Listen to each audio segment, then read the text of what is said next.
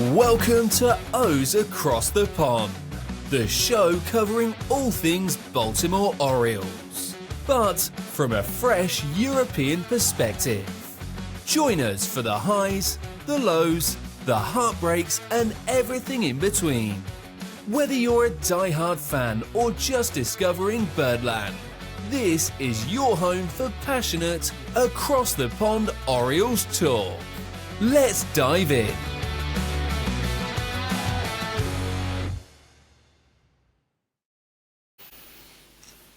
Welcome back, everyone. I'm Simon. This is O's Across the Pond, and joining me today are Matt and Thomas and a very special guest. So firstly, hi to Matt and Thomas. Hello. Hi, good to be back. And Brendan, hello to you, and I'm going to give you a little introduction shortly. Yeah, hello guys. Thanks so much for having me. And so the voice you're hearing there is beat writer and content manager at Masson and co-host of the excellent Masson All Access Orioles podcast. That's one long business card. Brendan Mortensen, thanks very much for joining us. Yeah, absolutely. Thank you for having me, guys. It's a lot of fun, different things in Masson, so the business card does get a little bit longer, right? Yeah. Juggling a few different balls there. So, but Yeah. on that, just before we as we get started, really, could you sort of give us a week in the life of your sort of dual or triple role, so to educate us, really, is what that looks like? Yeah, it's a whole lot of everything.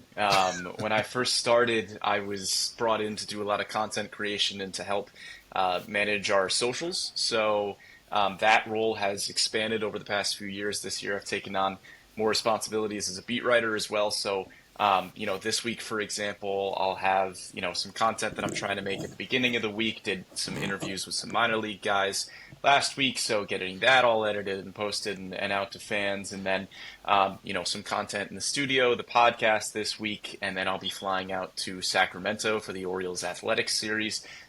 Because the Athletics are playing in a minor league park now. So we're out in Sacramento for the weekend.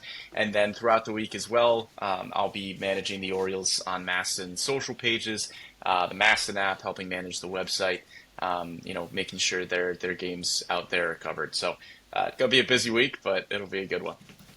What do you do in your spare time? One spare time, yeah. Let's see. Well, tonight, if it doesn't get rained out, we've got a rec softball league that I'm in with a couple of other Orioles media members. So, hoping the rain holds off a little bit. So that'll be one spare night off with the Orioles traveling out west. Oh, cool. Okay, that's great. That's really insightful. Thanks. But so, what we did wonder as well before we delve into some of that content creation stuff that Thomas mentioned, how challenging is it to represent sort of two organisations, and how do you split your time? Because we own quite a lot of baseball caps between us, but you've got to wear two very distinct caps. So do you sort of have to look at yourself in the mirror in the morning and get natsed up, or how does it work? How do you do that? Yeah, a little bit. It's hard sometimes. I would say during the season, the majority of the stuff that I'm doing is more Orioles centric. But occasionally during the season, I'll be a fill-in host for Nats Extra pre and post game. I'm also a sicko, which helps. So I just know a lot about the game in general, and I will follow along with as much stuff going on around the league as I possibly can. So that is definitely helpful, even when I'm not watching Nationals games as frequently as I'm watching Orioles games. I still have a pretty good sense in general of what the team is up to, what a lot of the guys are doing year to year. So being a sicko definitely helps. But, it's nice during the season. I'm mostly Orioles centric, and then every once in a while it'll be a lot of heavy Nats stuff. How do you approach balancing the in-depth statistical analysis with storytelling to engage, obviously, a diverse and huge Orioles fan base? Yeah, it's a good question. It's hard because there's still a lot of fans that are a little bit resistant to a lot of the analytical stuff, and I'm trying to bring it in a way that makes sense. You got to put a lot of the stuff in English, right? Because you can't you can't make a piece of content talking about somebody's expected WOBA and think that fans are going to know what the heck that means. So it's tough. It's a challenge to try to take a lot of those advanced metrics and break them down into, okay, what is it measuring? What does it mean? a lot of the times, say for example, this year, a guy that I've been talking about a lot is Adley Rutschman in terms of his, advanced metrics and things like that. Obviously, his struggles on the field have been well documented, but when you take a little bit of a deeper dive, you find that a lot of his advanced metrics are really good, and he's just getting unlucky. So it's hard to balance hey, I know what the guy's results are with this is what he's doing underneath. So it's a lot of, okay, if he's got this expected batting average, what does that mean? It means he's hitting the ball with this exit velocity, he's got this sprint speed, and it's got this launch angle. So normally it would be a hit this percentage of the time, right? So normally when you can kind of break it down into what it's actually measuring, why it's important, and why that's significant, it sounds a lot better than just saying, hey, his expected batting average is this, because what does that mean, right? So I think a lot of the time it's just try to make it a little bit digestible so that people don't yell at me when I try to bring it up. So obviously we mentioned your Masson All Access podcast, which we all listen to, we're all big fans of. Can you just talk us through your process of producing those episodes, and especially when covering complex topics, and with it being about the Orioles, there seems to be a lot of complex topics all the time. Yeah, it's nice to be able to do that longer form podcast, as I know that you guys know, right? It's affording you enough time to be able to dive deep into things, and I give Orioles fans a lot of credit for having a really deep knowledge of the game, I think, and it affords us the opportunity on that longer form podcast to dive into a lot of the deeper metrics and some of the bigger storylines surrounding the team. I don't think you ever want to fall into the trap of, we have a podcast once a week. You don't want to fall into the trap of just here's what happened in the games, because fans are watching the games, right? And they understand what's going on a day-to-day basis. But what we're able to provide is hopefully a little bit more of the insight, a little bit more of the, hey, we're around the clubhouse, we're around the guys, we're around the ballpark every day. These are the kinds of things going on, whether it's behind the scenes or just, hey, we have the time to dive a little bit deeper into things. So I think, the approach to that is to try to find the stories that are underlying the games, because like I said, fans are watching the games, right? But they want to understand why things are happening the way that they are. And so a lot of it is looking into how we can tell those sorts of stories rather than just hey, here's what happened on a day-to-day basis. It sounds staggering, the amount of work you have to put in. I know from setting this one up with the help of these guys, and there's plenty of other guys in our community back here that have helped out, how much work actually goes into putting a podcast together and making sure that the content is valuable and knowledgeable. And one thing that helps with that is social media. So social media in the last decade, and it continues to just skyrocket the scope and the reach of social media. How has your strategy for content dissemination and fan interaction evolved? Yeah, I think it's taken a lot of steps forward in the time that I've started with Masson. I first started 7 years ago at this point as an intern, and I think that strategy has really evolved. It's an interesting place to be with Masson specifically because we aren't the team account, which means we can have a little bit of fun with it. At least I try to, right? The team account is great, and they've got, their own directives and things like that. Being a little bit more independent than that, we're able to, kind of drive things in a different direction. And I think with the podcast especially, we want to be the place that fans go to. They know it's a reliable source of news, but they also know that it's going to be a little bit fun, and we're going to try to, do some different things with it. So I think over the past few years, in terms of the social strategy, like I try to keep it pretty light. This season, that's been a little bit more of a challenge, just because over the last few years, there's been a lot of winning baseball, and this year, not so much winning baseball, and fans don't really like it when you make jokes, and they aren't winning too many baseball games. So that's definitely changed a little bit this year, and I think it's evolved with the team itself. I know when I first started, and the Orioles were really just starting off this rebuild, a lot of what I was trying to do content-wise and social media-wise was focusing on the prospects. It was going down to the farm and you're talking to, Adley and Gunnar and Grayson and Westberg and all of these guys that are supposed to be the future of this team and coming up. And so you're trying to generate as much excitement as you can about those guys down on the farm.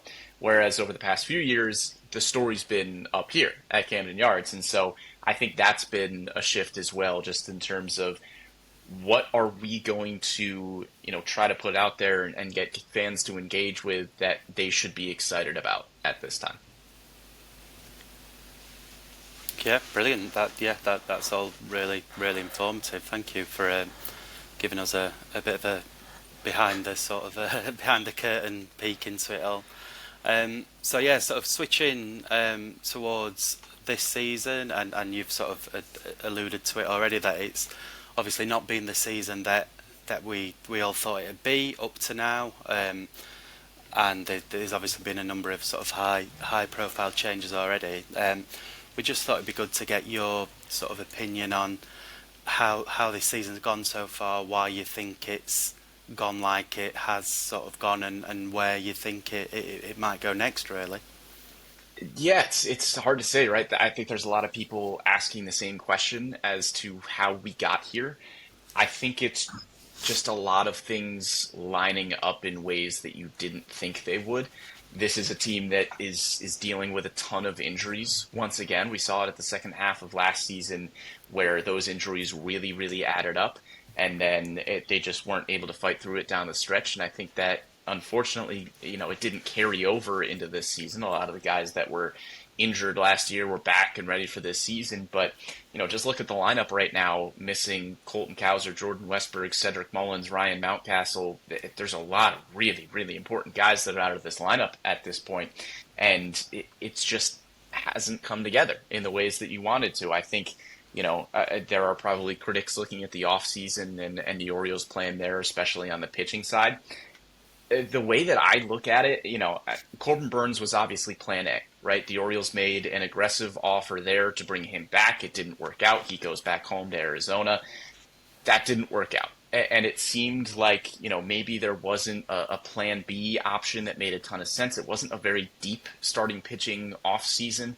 It wasn't a very deep class there. So, maybe the plan is to kick the can down the road a little bit to next off season, where it's a much deeper free agent starting pitcher class. And so I can see a path for the front office where they go, okay, here's half the season at the beginning of the year, right? We bring in Charlie Morton and Tomoyuki Sugano. They stabilize things a little bit. They get us to the trade deadline. We trade for an ace because the lineup is going to be good enough and we're going to be a competitive team at the deadline. We trade for an ace. Now all of a sudden we have an ace, Grayson Rodriguez, Zach Eflin at the top of the rotation, and still the bottom half of it is stabilized, right? With Kramer, Sugano, Morton, whoever's established themselves there.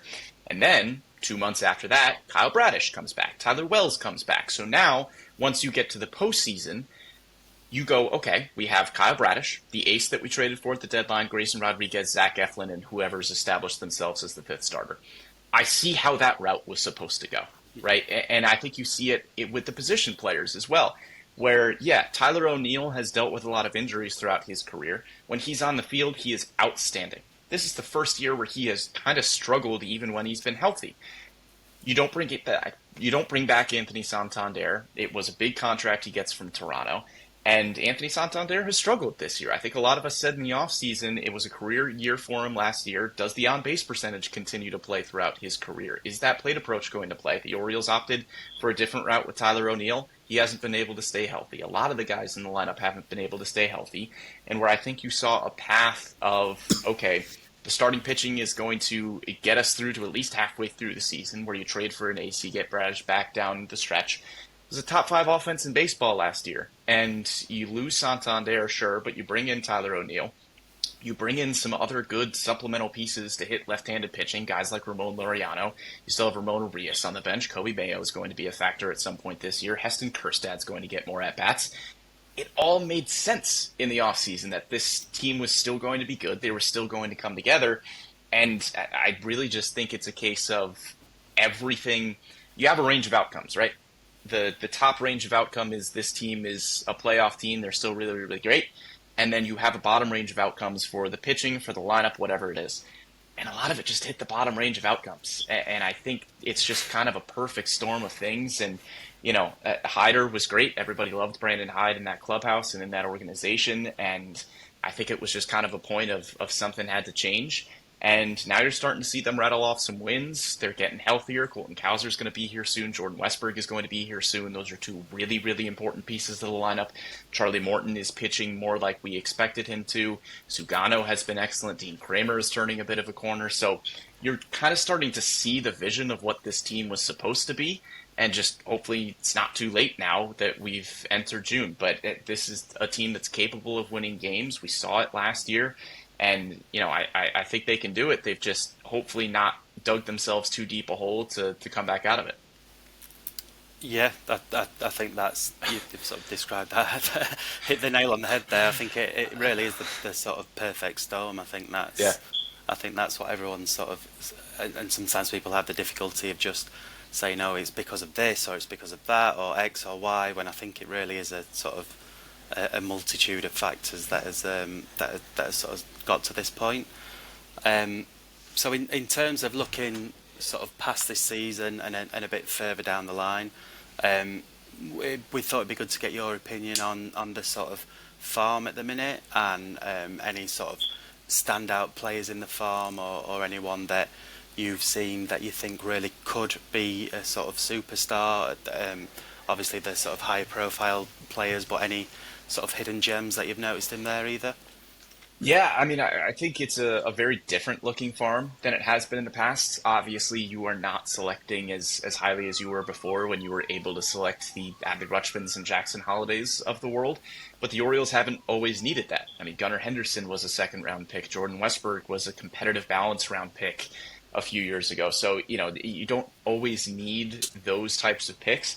I think Enrique Bradfield Jr. is a slam dunk big leaguer. I don't know if he is ever going to have a 900 OPS in the big leagues, but he is going to steal 40 bags, play elite defense in center field, and have a 750 OPS with a good on-base percentage and a good plate approach. And he's going to be a really good player for a really long time. He just has every tool. He's somebody that you look at and you're like, yes, it's a big leaguer. He's exciting to watch, isn't he? He's like a dynamo. Oh, yeah. He's got that sort of aura about him where he's going to make things happen.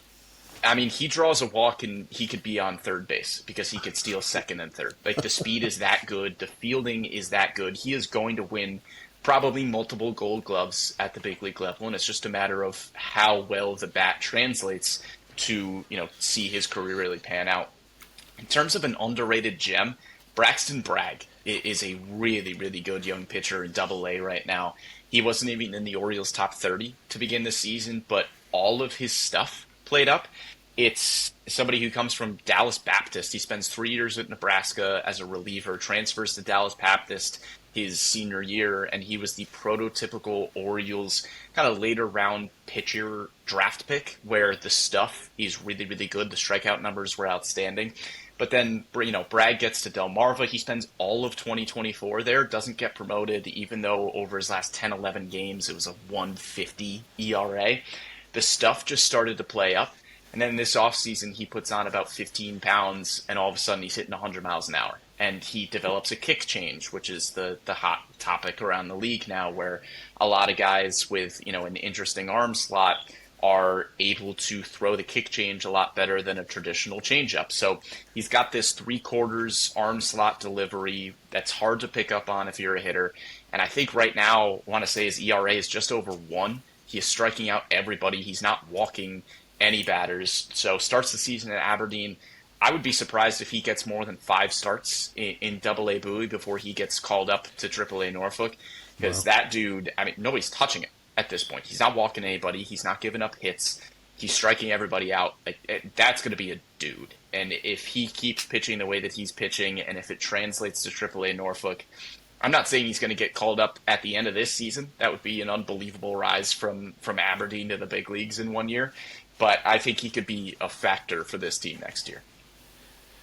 Yeah, last week we had Jacob Calvin-Meyer on from the Baltimore Sun, and he was extremely, extremely high on Braxton Bragg, and I like him myself. As you say, that kick change, I've caught a few of his minor league games, and I am really excited for him as he goes forward. As you say, I don't know whether I can't see it being too long now before he is up at AAA.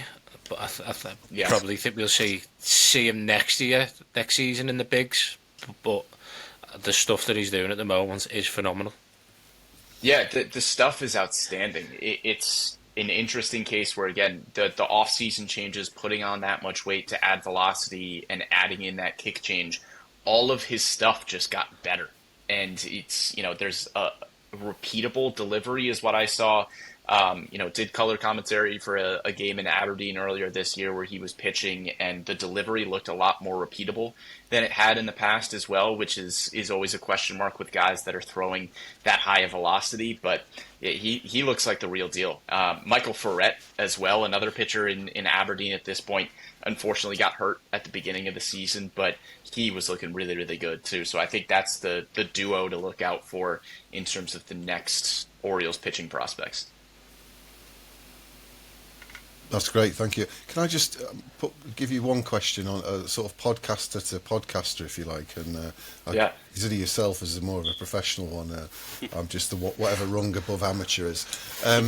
Before we go through some stuff from our European Orioles community, how do you think the role of podcasting is sort of evolving sports journalism, especially when we talked about ourselves being a niche within a niche, really. So when it concerns team-specific coverage of a smaller team like the Orioles, how do you see that's evolving the whole sort of landscape of journalism? Yeah, that's an interesting question. I think for the last few years with the growth of a lot of shorter form content, I do think there's still a lot of sports fans that are looking for deeper dives, whether that's pure journalism writing wise, or that's a podcast topic, right? Because the short form content, as well as it might perform on social media and as engaging as it may be, that's not going to tell you a lot of substance. And it might be cool and it might be fun, but there are still a lot of fans and a lot of folks that just want to listen to somebody take a really, really deep dive into something, right? And it's so much more than sports as well. Like I know, I'll listen to podcasts about a movie for 2 hours, right? If it's something that you're passionate about and it's something that you still, want to learn more about and consume more about, I think that's the place that podcasting has really been able to grow. And I think it does a good service for that type of journalism where you're able to tell good stories, you're able to dive deeper into a lot of topics, and I think it's a good juxtaposition to a lot of the shorter form videos that are really taking off, and I think there's still a really solid, substantial place for it. No, that's interesting. I think also a lot of people tell us that when they're listening, and myself included, when we're listening to podcasts, often you're doing something else as well. So it's sort of, especially like you said, that deeper dive stuff. You might be walking the dog or exercising or just sitting around, whatever you're doing. So it can slot in, can't it, amongst daily life? Oh yeah, absolutely. And I think, I'm not doing a serious topic, right? I'm talking about Orioles baseball. And so I very much hope and want to curate the sort of vibe where it's like, yeah, just come hang out and we'll talk about the Orioles. It doesn't need to be the deepest thing in the world. This is sports. This is fun. And so, yeah, mow the lawn, walk your dog, just have us on in the background and feel like we're just, over there talking to you about what the Orioles are doing, right? That's always what we try to curate is a friendly sort of atmosphere and just come hang out with us. We're talking about the Orioles. You like talking about the Orioles? So do we. Come over. Like it's that sort of vibe that we try to have. I think you nail it. You've got a good back and forth with Annie, and it's quite relaxed but informed. So as much as not trying to flatter our guests too much on our podcast, but you do get that feel. It's although I'm sure you've got a little bit of a script to work to or an agenda, it does feel natural. Yeah, absolutely. There's, we know what topics we're going to hit throughout the podcast. We do our prep, we do our due diligence, and we both try to know as much about the game as we can. And there are topics we want to hit, but yeah, it's a conversation. We're just talking about the Orioles, and we know what things we're going to talk about, but we'll get there in kind of the natural flow of things. Yeah, we don't have a script. Anyway, Thomas, over to you. Yeah. So what are the O's likely to be doing at the deadline? What do you think? Based on, I thought that we would, if we're miles behind 500, we'd be a selling team.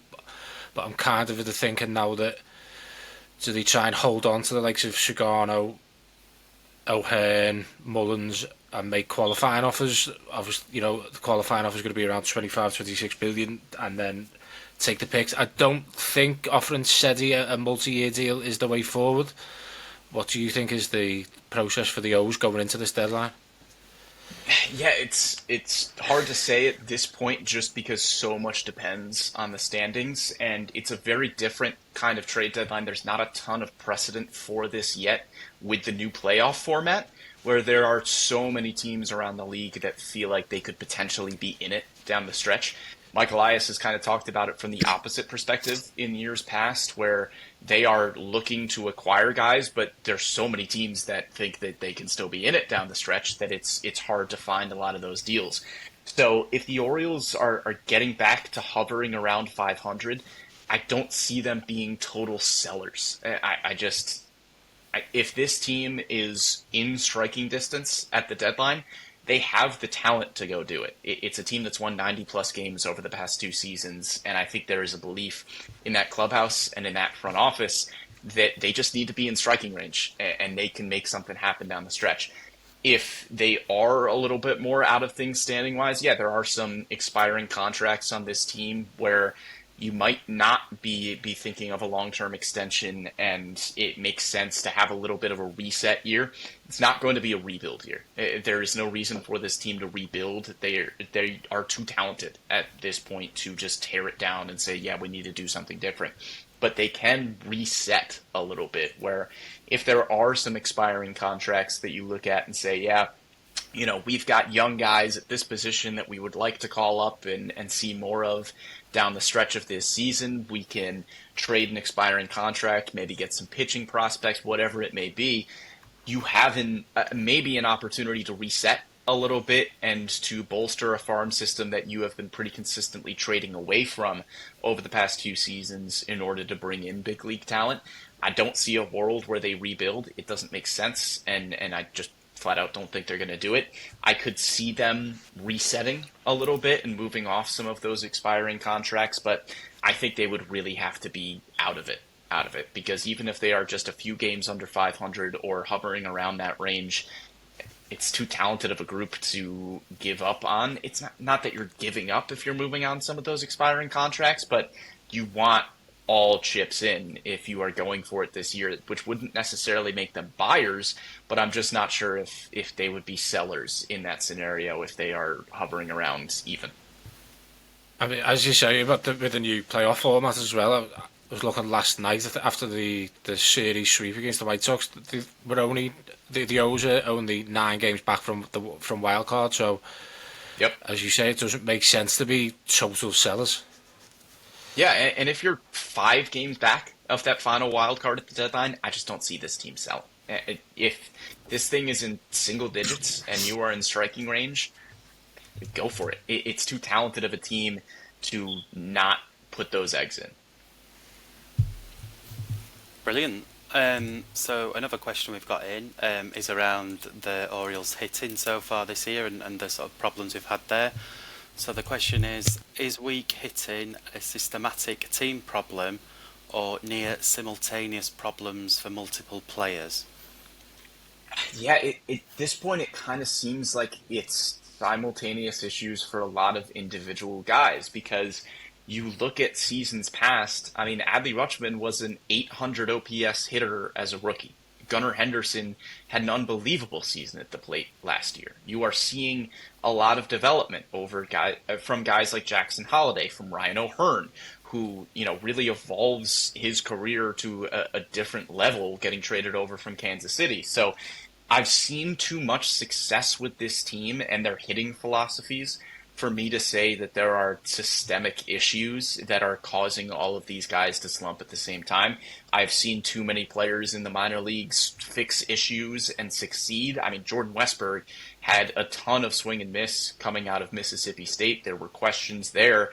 And then he goes to the Orioles farm system, and for a while, this was praised as the best hitting farm system in baseball. When the Orioles drafted Vance Honeycutt a year ago, the general consensus was, hey, there's probably not a better place that this guy can go than Baltimore, because they know how to develop hitting and they know how to develop these guys.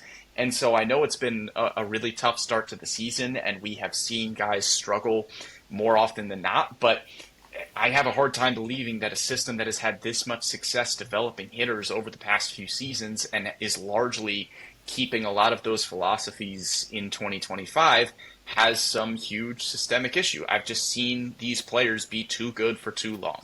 I think there are probably individual things going on with Adley Rutschman, with Gunnar Henderson, whoever has been struggling at the beginning of this season.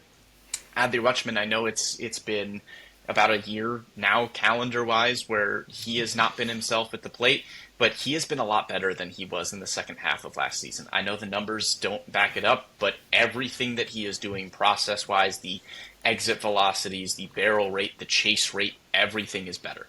And so I think Adley Rutschman is going to find his way this season. Gunnar Henderson has been, a little bit up and down, but it's been a lot more up than down lately. And he didn't have much of a spring training at all, which is very, very important to begin the season, just to get your rhythm and to get your feet under you a little bit. And again, this is a lineup that doesn't have Colton Cowser and Jordan Westburg at this point for a majority of the season.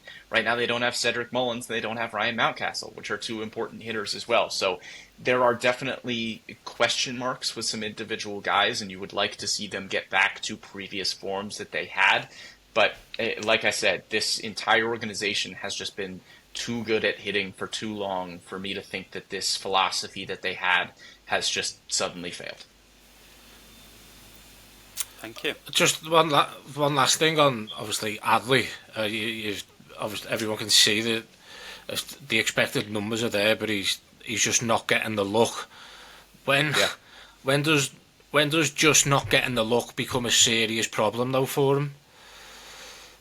Yeah, it's a tough question, right? Because you can yell expected numbers all day long, but at the end of the day, results have to be results, and it's something that I have found in a lot of my analysis of this team and with Adley Rutschman in particular, where it's June now, right? And the expected numbers are there, and the barrel rate is there, and the chase rate is there, and all that stuff is good, but it's June, and the numbers still aren't where he wants them to be. And he has said the same thing, where the expected numbers are great, I need to put the results on the field. I think with Adley in particular, because it's never been elite exit velocities and elite bat speed, the margin for error for him is really, really thin, where he is not mashing the baseball with consistency. It's a lot of hard hits. It's a lot of, 90 to 100 miles an hour, but he's not going to hit the ball 110 a ton, right? So that stuff doesn't give him as high of a margin for error as it might for a lot of other players, where if there's a sharp 110 mile an hour ground ball, that's probably got a better chance of finding outfield grass than even a 95 mile an hour ball hit on the ground, even though that's a hard hit too, right? So there are certain things with Adley's game where it's always been a little bit of a smaller margin for error. But it's hard to say. With him in particular, we have seen him do it at the big league level before. The advanced stuff is good, but it's still not where it was a few seasons ago when he was a top 10 MVP finisher. So the other stuff for him kind of just has to be elite, because it's not elite bat speed and exit velocities. And he's just got to get back to that. And I've been doing my darndest to try to figure out what that is, what is different with Adley Rutschman than in seasons past. And it doesn't show up in things that, somebody like me analyzing the game can really find easily. Because, he's maybe standing a few inches further up in the box, and he's struggling against fastballs more than he has in the past. But, is it a different thing with his hands? Is it a different stance thing? There are maybe minute details that are hard to find there, but man, he's doing a lot of things well, and he's not doing a lot of things differently than what he had in past seasons. So, you just kind of got to leave it up to him and the Orioles hitting coaches to figure this out, because he's too good of a player to have a prolonged stretch like this where the results just aren't showing up. You're one of those players as well, Brandon. Sorry, Thomas. You're one of them players who is more in the firing line seemingly than some others, because you're trying to sort of build an organisation around him, and the numbers when he broke through were so ridiculous, and then in a good way. And then there's little adjustments he's made, which he was getting a lot of flack last season for not getting the ball to second base on steals quickly enough.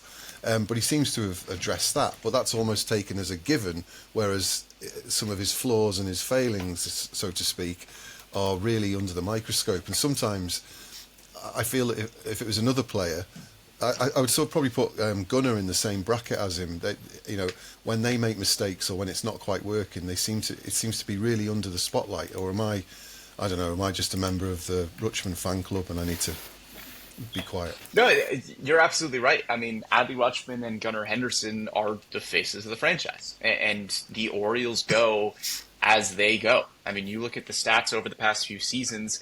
When Adley Rutschman is playing good baseball, the Orioles play good baseball, because he is really a catalyst for everything going on. When he is at his best, he is managing this pitching staff, and he is batting second in your order. And when Adley Rutschman is playing well, when he's playing good defense, like you mentioned, if he's calling a good game, when his block metrics are solid and throwing out runners at second base, you feel like you've got one of the best defensive catchers in the game back there. And then, on top of that, he's a switch hitter with an unbelievable plate approach, batting second for you, who's going to take his walks. He's not going to strike out. He's going to be a tough at-bat every single time up there.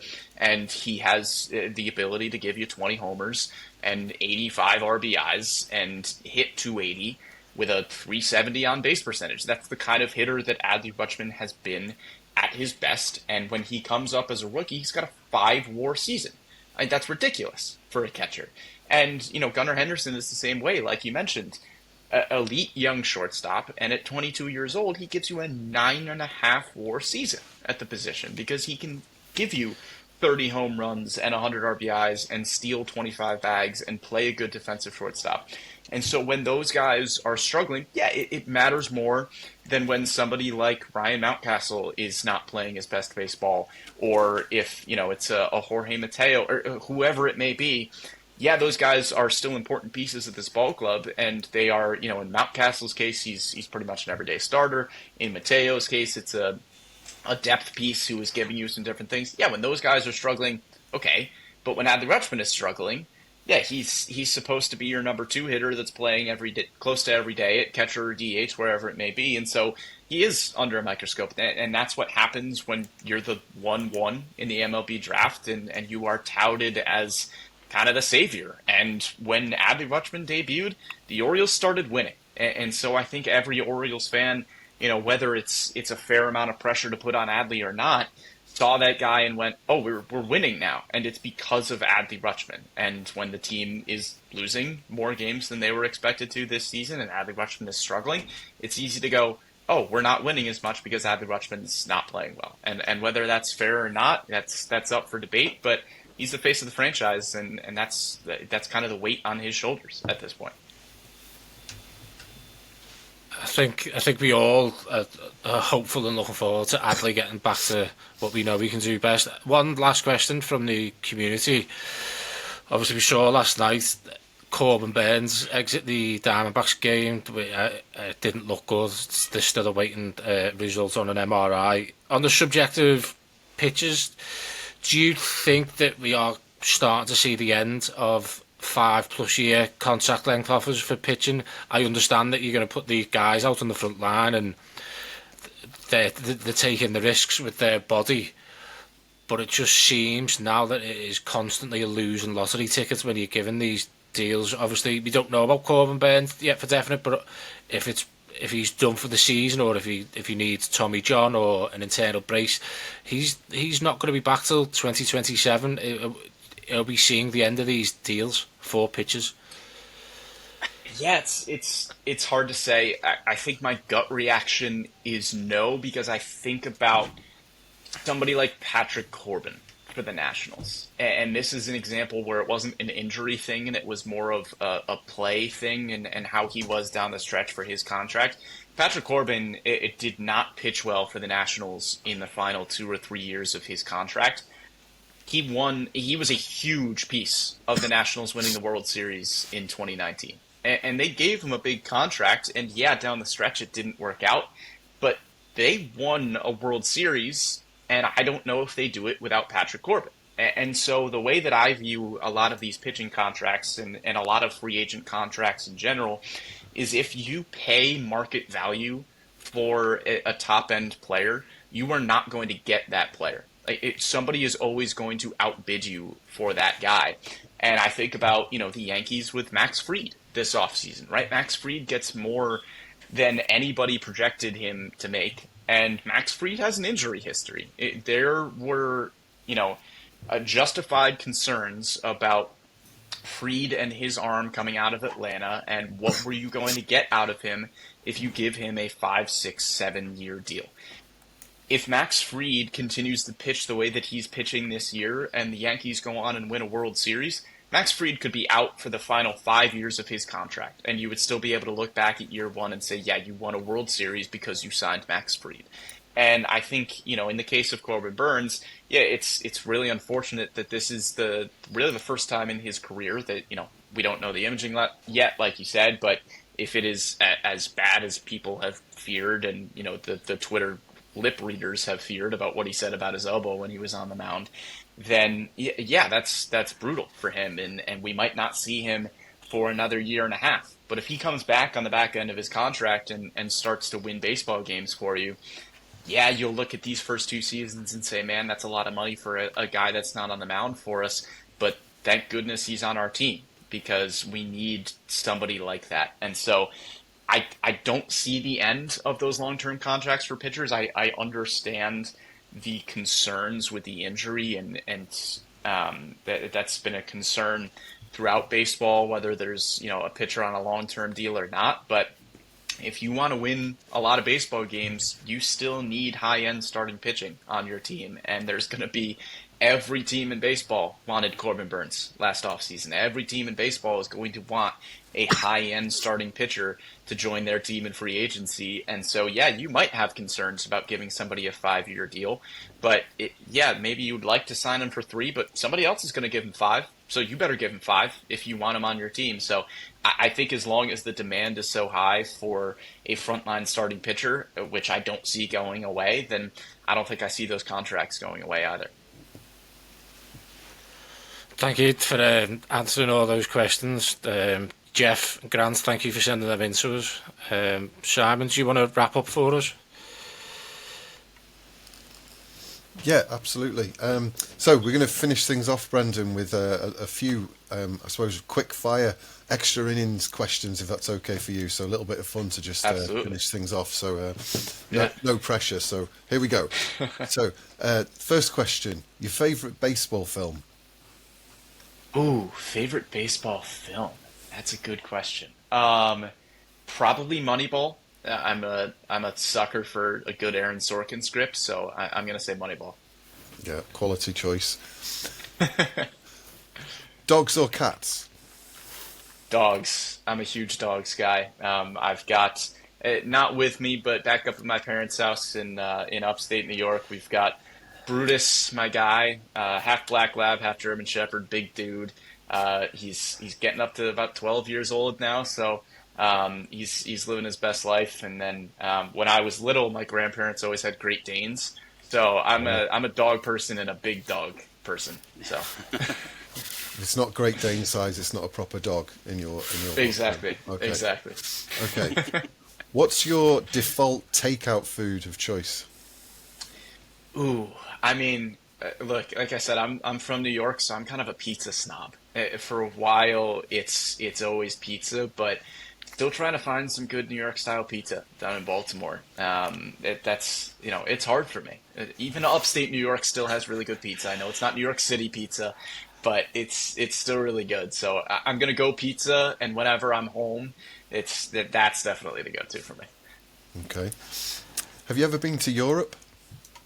No, I have not. I have a trip planned to Belgium in November with my lovely girlfriend, so I'm very excited for that. A couple of friends are coming with us as well. But no, I've never been to Europe. The only time I've ever been out of the country was when I was about 8 or 10 years old. Went to a family wedding in Canada, and it was about 8 or 10, and I was there for a weekend for a wedding, so it barely counts. So I'm not well traveled, embarrassed to say, but I'll be in Toronto for an Orioles series at the end of the year, and then excited to hit Europe a little bit towards the end of this season.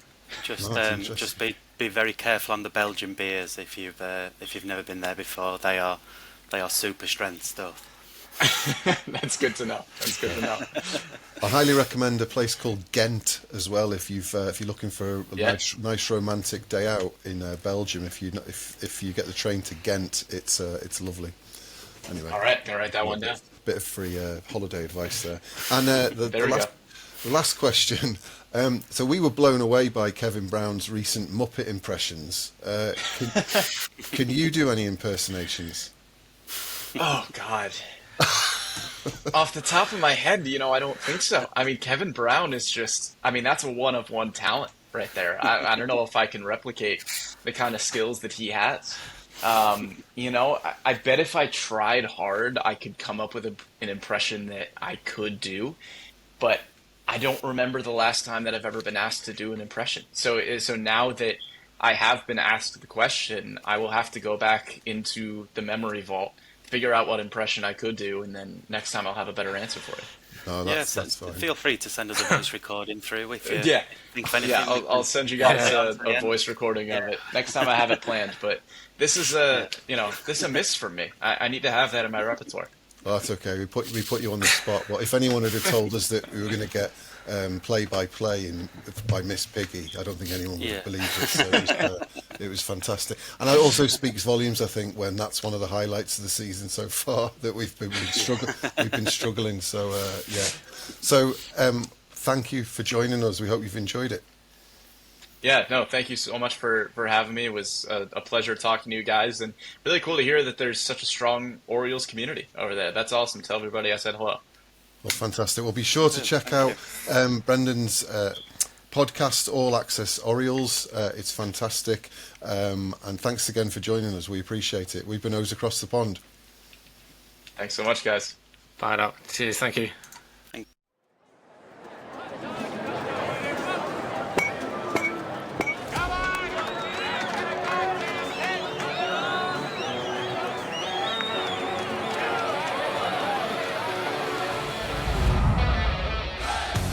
That's it for this episode of O's Across the Pond, bringing Birdland to Europe one episode at a time.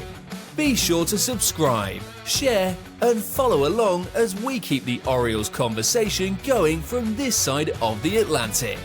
Until next time, stay loud, stay proud and let's go O's!